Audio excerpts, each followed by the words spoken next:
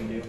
Bueno chicos, ¿cómo andan? Yo soy Diego, graduado de la Facultad de Ingeniería y bueno, pensaba darles una charla acerca de cómo funciona una IA.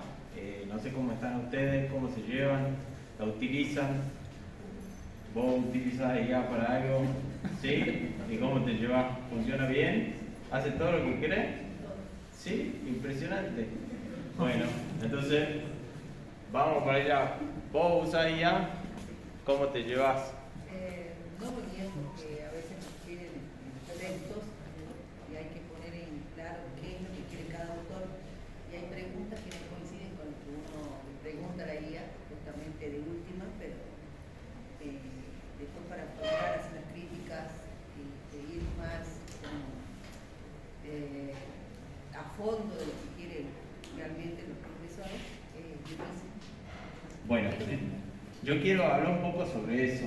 No quiero ser muy extenso, estamos todos cansados y quiero tratar de despertar algunas cuestiones que hacen al funcionamiento de las distintas plataformas.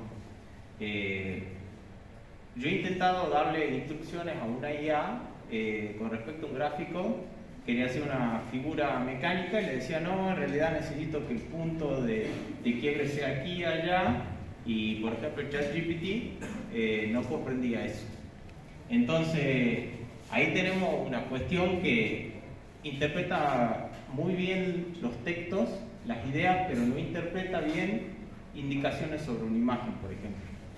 Bueno, yo hice una pequeña presentación para ordenar esto, pero quiero hablarle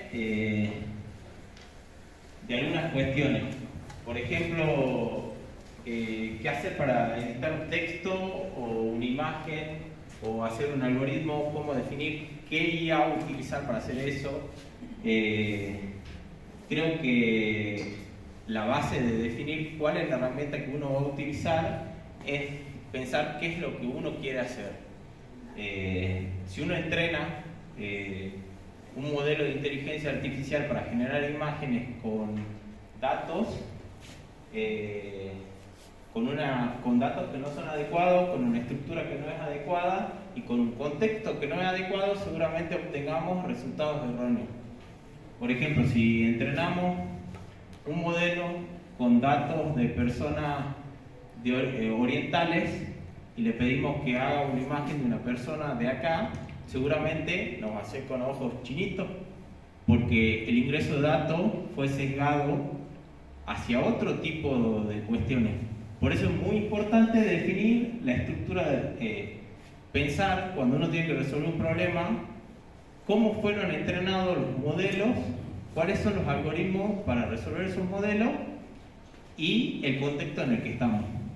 No es lo mismo un contexto laboral, no es lo mismo un contexto universitario, no es lo mismo un contexto completamente técnico. Seguramente si están haciendo un software que maneja un auto o que hace algo para operar una persona, un bisturí, y lo corre en una IA que no es la adecuada, seguramente el algoritmo que obtengan no va a tener lo suficiente para poder satisfacer las necesidades del cliente, en este caso, que es el usuario final. Entonces, nos vamos a quedar con tres cosas aquí: los datos de ingreso para el entrenamiento del modelo, la estructura del modelo. Existen distintos tipos de modelos lógicos, algunos que son para hacer texto, depende de lo que uno necesita, y el contexto, a dónde se va a aplicar la solución.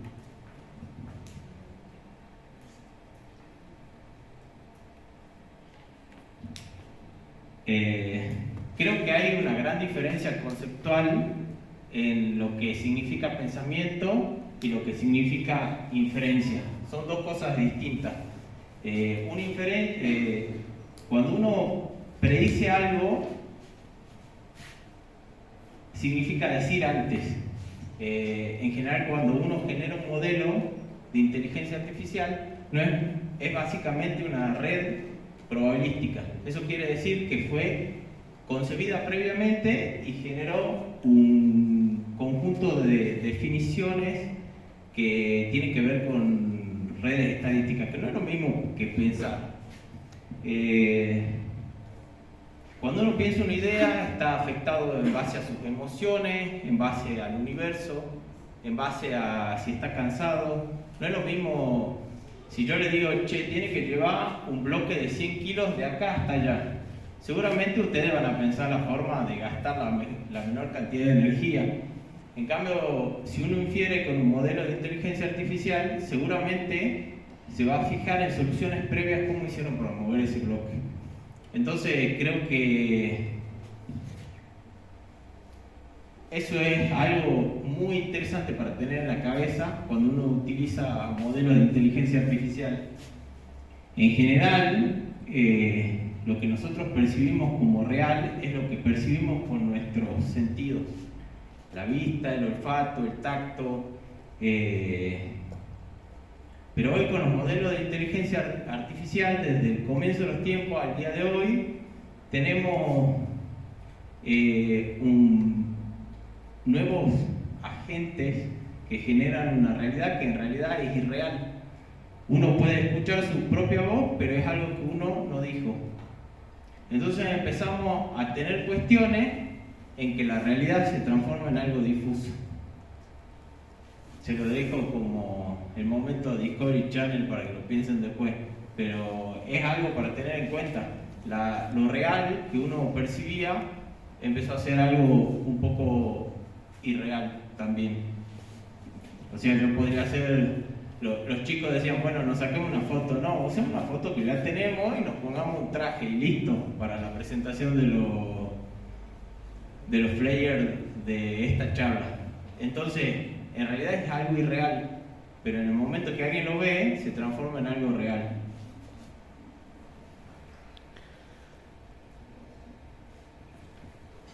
Acá tenemos algo. Por ejemplo, si uno arma una latiz, que es una red en un modelo de lenguaje, en una oración uno puede decir, hola, ¿cómo andás?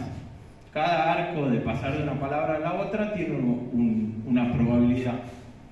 Pero eso no es pensar, es solo inferir. Cada arco que tiene una probabilidad, por ejemplo ahí, hola, ¿cómo estás? Tiene una probabilidad del 30%. Pero si diría hola, ¿cómo andás? Tiene una probabilidad del 70%.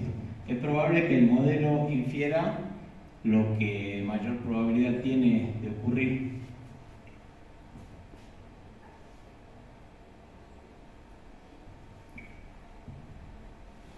Bueno, esto era un poco lo que hablábamos al principio. Para poder utilizar una red, por ejemplo, yo en mi trabajo utilizo Copilot, que es una herramienta que está inmersa en mi IDE de trabajo de desarrollo, en la que le pido algoritmos. Como tiene un modelo que fue entrenado con millones de proyectos y de repositorios, funciona muy bien para dar respuesta sobre algoritmos. Pero si yo le pido que me diseñe un texto o una imagen, seguramente falle. Ahora, si yo les pido a ustedes que generen una imagen de ustedes mismos en la que se cambien la ropa, ¿qué IA utilizarías vos? De las que tenemos disponibles, gratuitas y reducidas. Y bueno, yo también lo usaría Gemini. ¿Por qué usaría Gemini? Hay una nueva versión que dice Veo también, que me permite, normalmente cuando quiero hacer algo con fotos, le subo a Gemini y me lo hace mucho más preciso que, por ejemplo, con ChatGPT. ¿Y por qué pensás que ocurre eso? Mira, ¿cuáles son los datos de entrenamiento de los modelos de Gemini? Por ejemplo, Banana, que es para edición de un modelo para edición de imágenes. Cuando uno sube a la nube de Google, todas las imágenes, todo acá, levante la mano, ¿quién no subió alguna vez una imagen al respaldo de Google? ¿Vos nunca subiste una imagen al respaldo de Google? ¿O sí? Bueno, todos subieron alguna vez. Entonces es probable que tenga imágenes de todos ustedes y haya generado el modelo con todas esas imágenes. Entonces cuando le piden que se cambie la ropa, es probable que tenga distintos tipos de imágenes de ustedes que no son imágenes, ya pasa a ser un modelo de inferencia con probabilidades. Entonces es probable que lo que concluya con la imagen, con esa ropa, sea muy acertada a la realidad. Entonces volvemos al concepto de lo que es irreal y de lo que es real. Cuando definimos que es real o irreal, ya no hay un límite, el límite es muy difuso.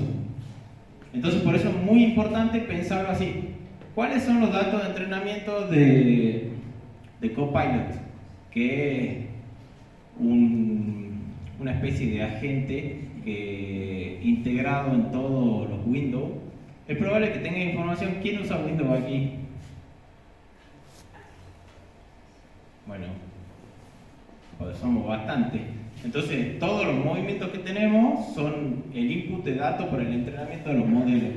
El modelo es básicamente esa red probabilística que puede tener múltiples enfoques. No voy a entrar ahí porque tenemos poco tiempo, pero depende de cómo se utilice ese modelo, obtenemos distintos tipos de resultados. El entrenamiento, los modelos se entrenan previamente. En general, en la actualidad no se utilizan modelos que se autorregeneran al instante. En general hacen como una pausa y los entrenan de vuelta. Es por eso que cuando uno le pide muchas cosas, ChatGPT no te entiende y si espera un par de días, en general empieza a tomar las cosas que le fuiste diciendo. No es instantáneo, tarda un momento, eso depende de cada una de las compañías. Y bueno, el producto, la interfaz con el ChatGPT utiliza un montón de modelos, un modelo de lenguaje, un modelo fonético, un modelo de imágenes, un modelo lógico, tenés modelos éticos, de todo un poco. Por eso es muy importante pensar en qué datos son los que se utilizan para entrenar las herramientas para poder obtener soluciones.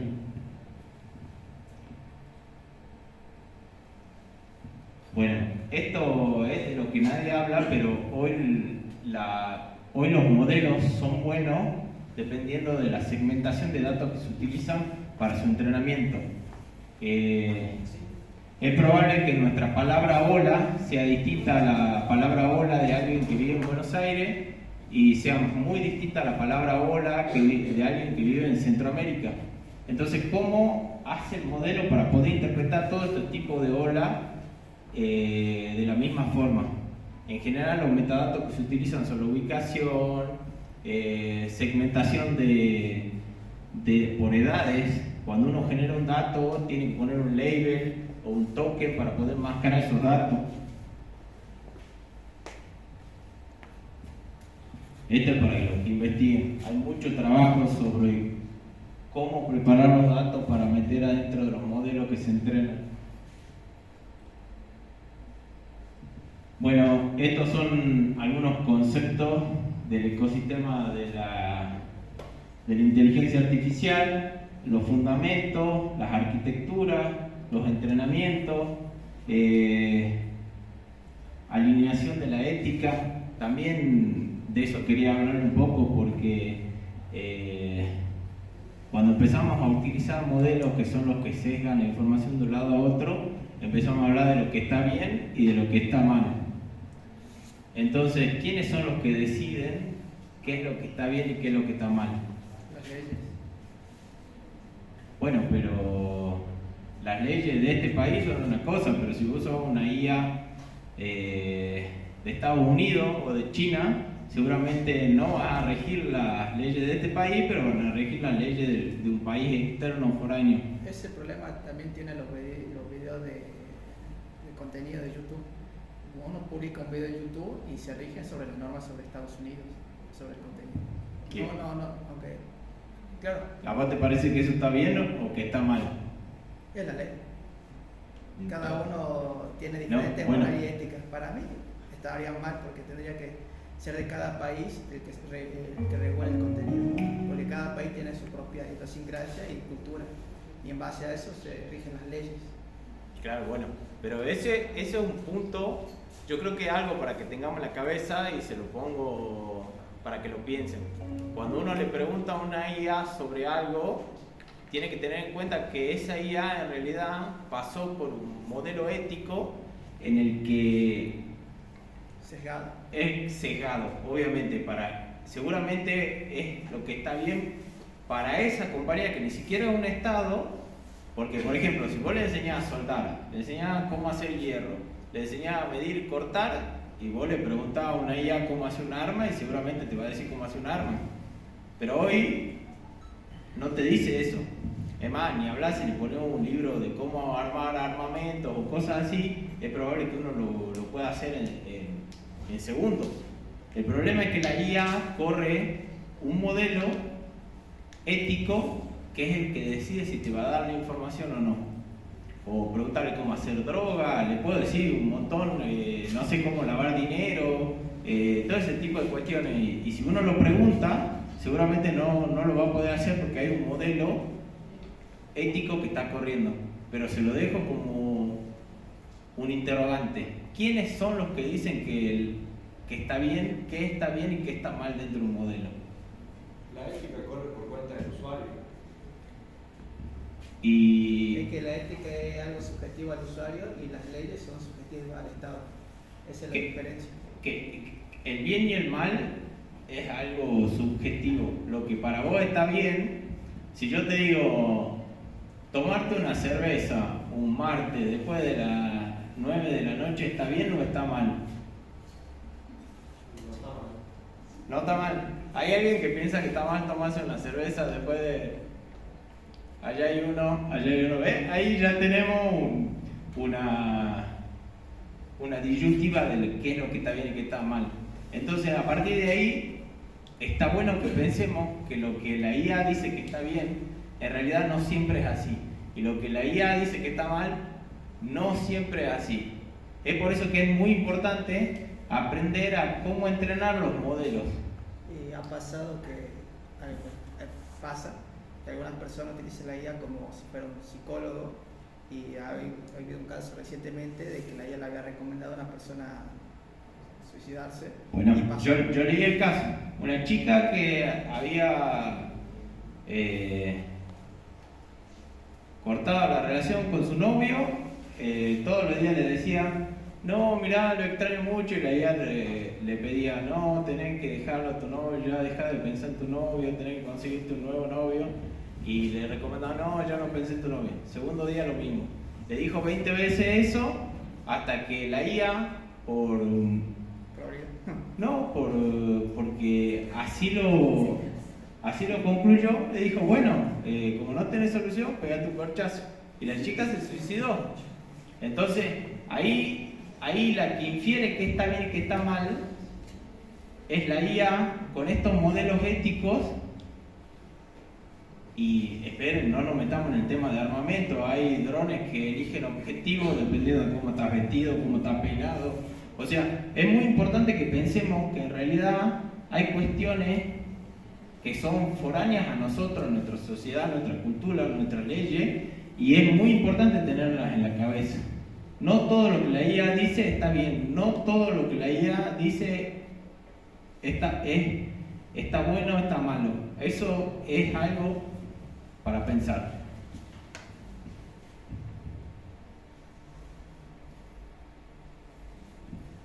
Bueno, esto es un poco de lo que estábamos hablando. El ChatGPT, por ejemplo, es solo una interfaz que accede a un modelo de procesamiento dependiendo de qué es lo que queremos hacer. Es un modelo lógico, es un modelo de lenguaje, inglés, español, lo que sea.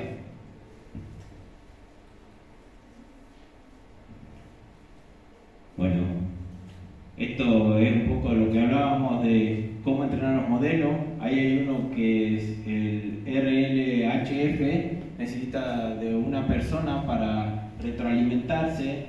Es un poco de lo que hablábamos.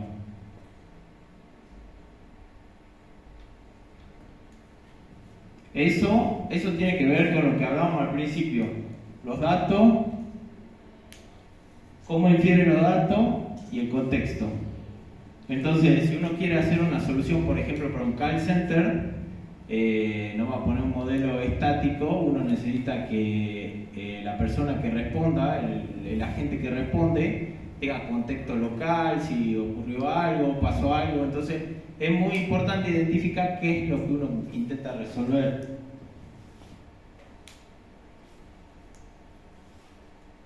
Bueno, aquí lo terminamos. Si alguno necesita algo más, lo podemos charlar. Creo que la IA está completamente fuera de control. Hace cualquier cosa, todo lo que andamos en el mundo informático, cada vez nos sorprendemos más porque es impresionante lo que se puede hacer. Yo en la empresa para la que trabajo estoy implementando una IA que se llama Devin, que es capaz de leer código, generar pull request, hacer merge, te comenta los comentarios que uno tiene en un pull request, genera algoritmos entre repositorios, coordina deploy, es realmente impresionante. Y los invito a que se metan en el mundo, pero no a solo la utilización. Hay que tratar de generar modelos que son los que vienen. Si uno genera un modelo chiquito que pueden tener en un teléfono, seguramente podrían clasificar tomates o insectos o plantas sin necesidad de internet, mucho más rápido reentrenarlo. Así que bueno, cualquier consulta, lo que necesitan. Sobre su trabajo en la parte de implementación de IA en el flujo de trabajo. ¿Se ha podido medir las fallas que se ha tenido en la IA sobre el sistema? Porque un ejemplo claro, no sé, se rumorea por la reciente caída de AWS que hace 2 meses, 3 meses atrás habían sacado un artículo que el 80% por ahí del código nuevo que estaban saliendo de AWS era código generado por IA. Y luego de 3 meses, cuando se hizo la actualización de DynamoDB, creo que era, por ahí, hubo una caída repentina de todos los sistemas de AWS. Y por lo que estuve leyendo y comentando, parece que es todo más un tema de error de infraestructura que de bug, porque la falla se daba porque al no poder conectarse a DynamoDB, las colas de peticiones se iban almacenando en cada uno de los servicios, y cada vez que fallaba se volvía en cola y se encolaba. Sí, entró en un bucle de recolado. Bueno, pero cuando nosotros implementamos corporativamente una IA, lo primero que te piden es cómo hacer para tener un código de calidad. O sea, vos no podés meter en producción, en realidad no es que uno pueda asegurar que va a funcionar. Ahora, seguramente si yo fui el que instruía la inteligencia artificial para hacer algo de eso, es probable que si eso falla me echen a mí y no a la inteligencia artificial. Por eso uno tiene que ser muy cuidadoso con todas las cosas que cambia la IA, porque la IA te cambia el contexto, te reduce, te renombra los namespace, te cambia las referencias, te cambia. Entonces, uno tiene que generar test, es algo de lo que hablaba mi amigo Benito. Uno tiene que tratar de pensarlo desde la aplicación, generar test, asegurarse que lo que uno tiene funciona. Al parecer, todo el ecosistema dependían de que sí o sí se tenía que conectar a DynamoDB. O sea, parece que no implementaron un test o algo en el posible caso que fallara ese tipo de conexión, porque ese fue como el dominó que tiró todas las fichas. En realidad, cuando eso debe haber venido de hace 10 años atrás, y como funciona nadie lo cambia, y metieron algo y le explotó ahí y le deben haber cortado la cabeza a alguien. Pero bueno, hay que aprender a manejarlo. Bueno, chicos, un gusto, gracias. Cualquier cosa me avisa. Un aplauso para el ingeniero informático Diego Banastro, quien participó con esta charla denominada Pensar desde dentro de la inteligencia artificial. Lo invitamos entonces a los organizadores a entregar este certificado por participar en esta jornada de transformación digital e inteligencia artificial. Nuevamente los aplausos para él y a todos los que están participando en esta hermosa jornada.